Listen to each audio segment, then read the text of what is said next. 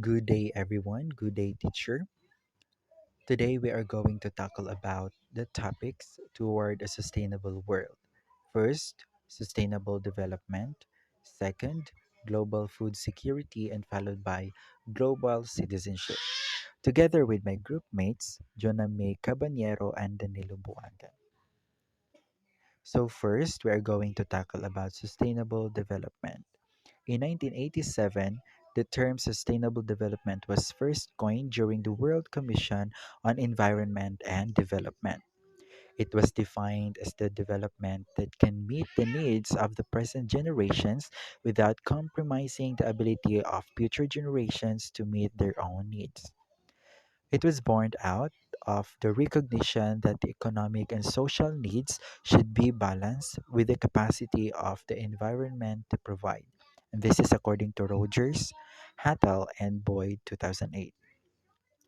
Being a multidimensional approach to development, different organizations have interpreted a sustainable development concept in various ways. For instance, World Bank in 1992 it wrote that sustainable development means considering the cost and benefits of developmental policies. It also signifies focusing on meticulous economic analysis in order to reinforce environmental protection. World Bank definition talks about balancing costs and benefits, policies, and actions based on economic analysis, which is not clear and incomplete because it only puts emphasis on economic aspects. While, on the other hand, IUN, WWF, or ANEP in 1987 Constitution expressed that sustainable development is about the conservation of ecological processes, the safeguarding of genetics diversity, and the balanced utilization of species and ecosystems. It talks more about the sustainability and health of ecosystems and processes. Then finally, according to Edward Barbier in 1987, also said that sustainable development is about improving the poor people's standard of living in terms of enhanced food source, increased real income, education, health services, water supplies, and sanitation. It's only indirectly concerned with cumulative economic growth. Barbier's definition, on the other hand, argues that aggregates economic growth indicators are not as important as human welfare indicators, especially of the poor. Alongside the different definitions of the concepts are the diverse suggestions on the approach to achieve sustainable development. For instance, the UK government established the five principle approach to sustainable development. First, living with environmental limits. It is respecting the limits of the planet's environment, sources, and biodiversity to improve our environment and ensure that natural resources are unimpaired and remain. Second, ensuring a strong, healthy, and just society. It is meeting the diverse needs of all people in existing and inclusion and creating equal opportunity for all. Third, achieving a sustainable economy. It is building a strong, stable, and sustainable economy which provides property for all. And then fourth, promoting good governance. It is actively promoting effective, participative system of governance in all levels of society. It is engaging people's creativity, energy, and diversity. Lastly, using sound science responsibly. It is ensuring policy that well developed and implemented on the basis of strong scientific evidence whilst taking into account scientific uncertainty as well as public attitude and values. The United Nations Department of Economic and Social Affairs argues that global sustainable development requires significant price corrections, a strong commitment and conserve natural abilities, a decrease in inequalities, and etc. that will increase the well being of people, especially the poorest. and this is according to United Nations 2013. They also maintains that social and environmental goods must be strongly promoted and that the well-being of forests is prioritized. In 2000, global leaders from UN member states reached a consensus and adopted the Millennium Development Goals or MDGs to pursue poverty and human development. It, it composed of 8 goals targeted by the year 2015. It is to eradicate extreme poverty and hunger, to achieve universal primary education, to promote gender equality and empower women, to reduce child mortality, to improve maternal health, to combat HIV, AIDS, malaria, and other diseases, to ensure environmental sustainability, and to develop a global partnership. In 2015, UN member states adopted the 17 Sustainable Development Goals to address poverty, inequalities, and climate change by the year 2030. And this is also related to the MDGs. The 17 goals are the following: no poverty, zero hunger, good health and well being, quality education, gender equality, clean water sanitation, affordable and clean energy, decent work and economic growth, industry, innovation and infrastructure, reduced inequality, sustainable cities and communities, responsible consumption and production, climate action, life below water, life on land, peace and justice, strong institutions, and lastly, partnership to achieve the goal. And this is United Nations. These are the challenges to sustainable development. First, poverty. So, poverty referred to as lack of deprivation of important basic needs of people.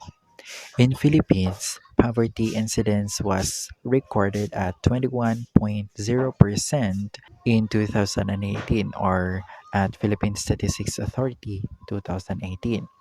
Poverty incidence is the proportion of the poor population to the total population, and Philippines is 1 in 5 persons is poor.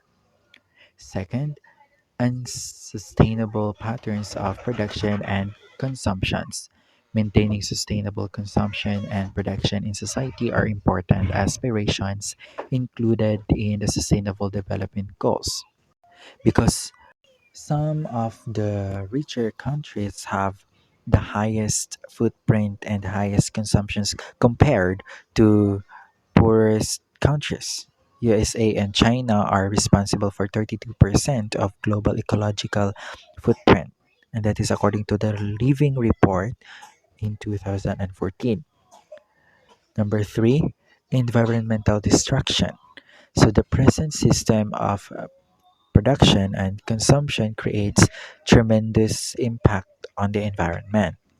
The present-day extraction and production processes often involves over-harvesting from ecosystems beyond the regeneration capacity of environment, massive carbon dioxide emissions, and exploitations of common water and land resources.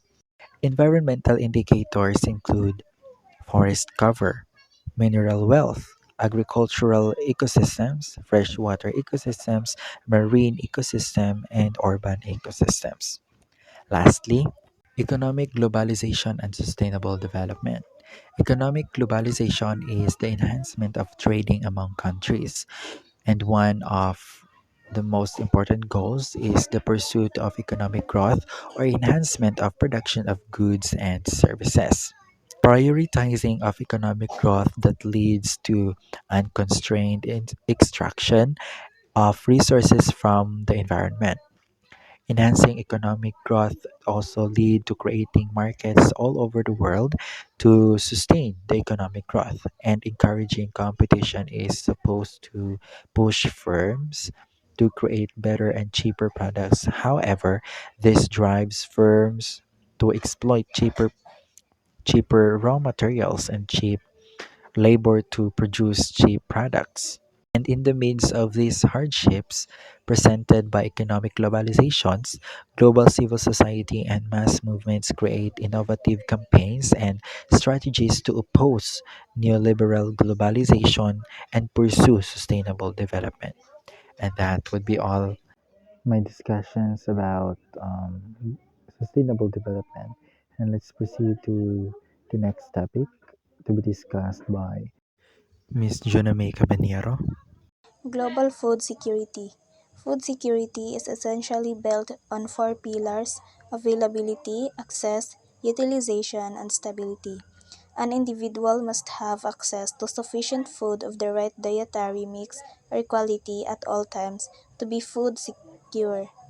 First is access. When food security is analyzed at the national level, an understanding not only of national production is important, but also of the country's access to food from the global market, its foreign exchange earnings, and its citizens' consumer choices.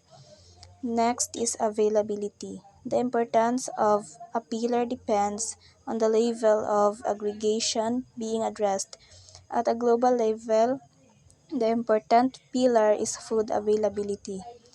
Utilization. The third pillar, utilization, essentially translates the food available to a household into nutritional security for its members. Last is stability.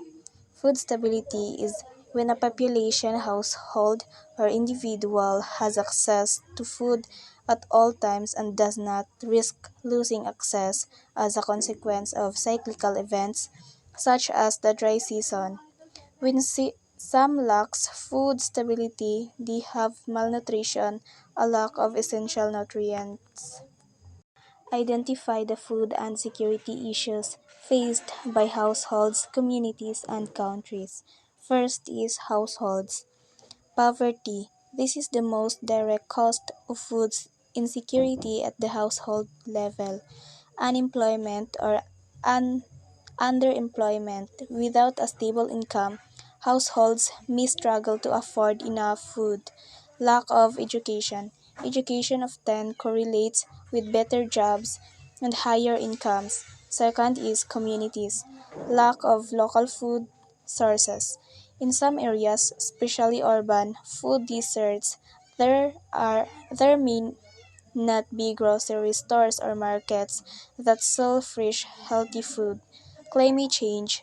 Changes in weather patterns can affect local agriculture, making it harder for communities to grow their own food. Social inequality.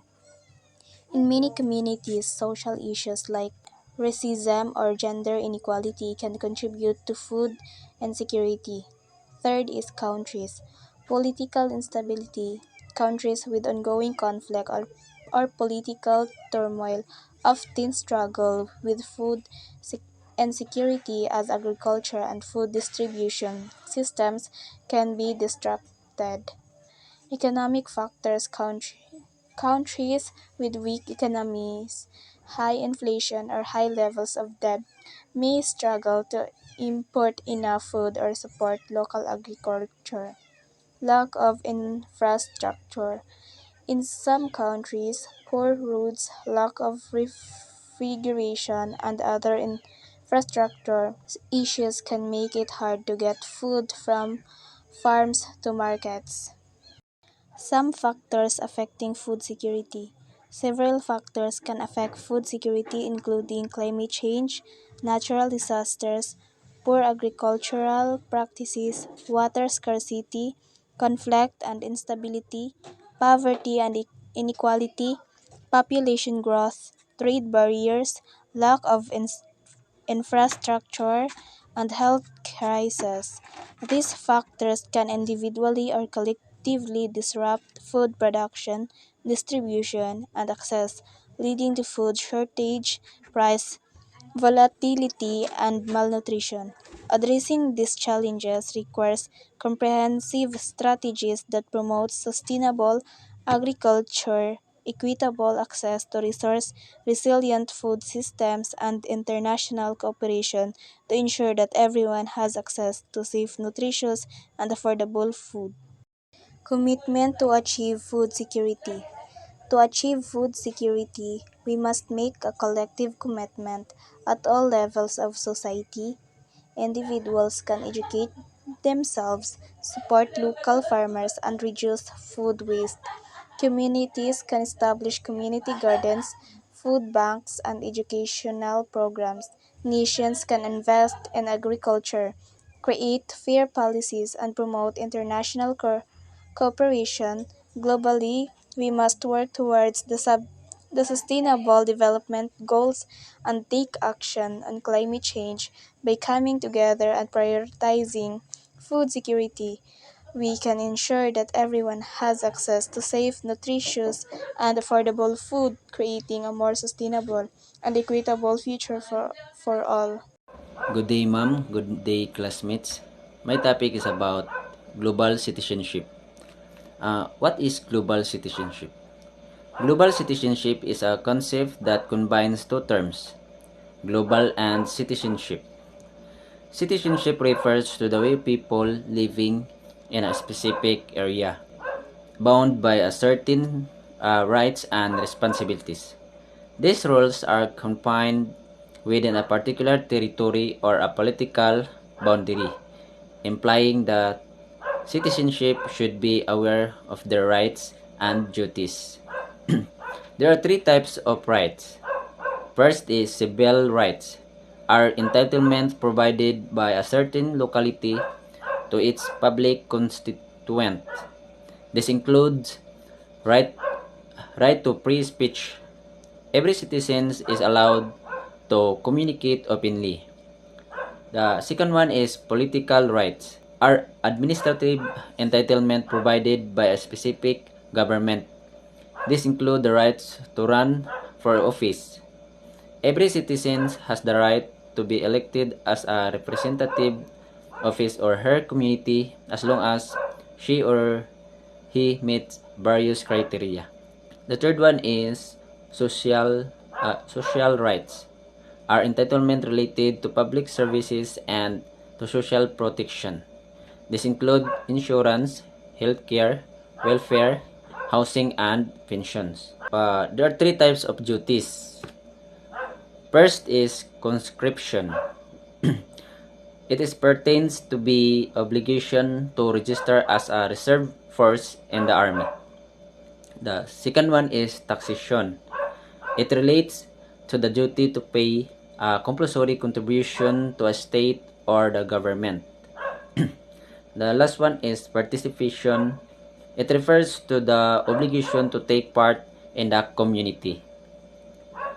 There are three types of categories of global citizenship. First is open global citizenship. It believes that a nation still exists and differ from one another. The second one is moral citizenship. It is focuses on the ethical aspect of global citizenship.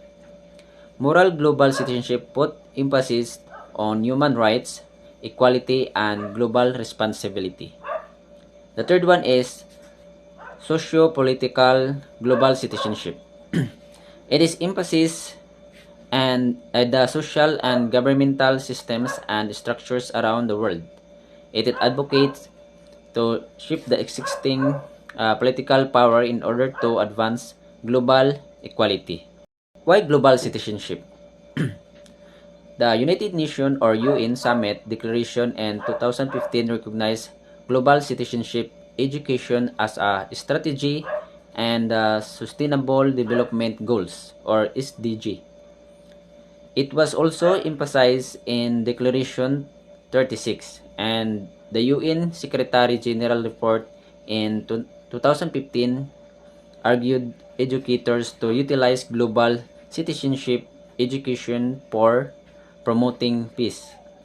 Next is issues in global citizenship. Despite the progress in the conceptualization and in the education of global citizenship, there are still issues and challenges arising. First, is conflict between global citizenship and national citizenship. Even though people are encouraged to become global citizens rather, in reality, they live in their own culture with their own context. The second one is conflict between global citizenship and individual differences. The conflict arises when considering non-citizens such as immigrants who fulfill citizen duties like paying taxes. The third one is development of the imagination for global citizenship. One challenge is the slow development of global imagination as citizenship is not permanent and can be contested. The term global in global citizenship tends to focuses on the experience of the majority, neglecting those of the minority and marginalized. That's all and thank you.